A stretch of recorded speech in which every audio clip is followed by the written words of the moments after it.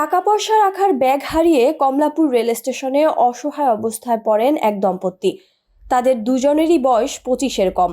তাদের অসহায়ত্ব দেখে সাহায্যের হাত বাড়িয়ে দেন হাবিবুল্লাহ বাহার কলেজের সাবেক উপাধ্যক্ষ মোহাম্মদ সাইফুর রহমান ভূঁইয়া। দুজনকে তার বাসায় চাকরি দেওয়ার কথা বলে নিয়ে যান উত্তরখানের ভাড়া বাসায়। চাকরির কথা বলে নিলেও সাইফুর রহমানের উদ্দেশ্য ছিল ওই নারীর সঙ্গে আপত্তিকর আচরণ। সুযোগ পেলেই যুবককে বাইরে পাঠিয়ে তার স্ত্রীর স্পর্শকাতর জায়গায় হাত দিতেন সাইফুর রহমান।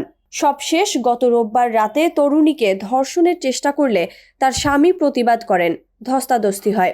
এক পর্যায়ে সাইফুর রহমানকে এলোপাতাড়ি কুপিয়ে পালিয়ে যান ওই দম্পতি।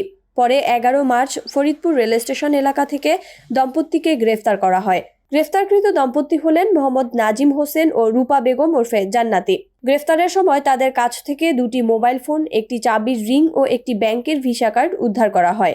এর আগে নিহতের ফ্ল্যাট থেকে হত্যাকাণ্ডে ব্যবহৃত একটি ধারালো বটি, একটি ধারালো চাকু ও রক্তমাখা জামাকাপড় এবং বিছানার চাদর উদ্ধার করে আইনানুগ প্রক্রিয়ায় জব্দ করা হয়।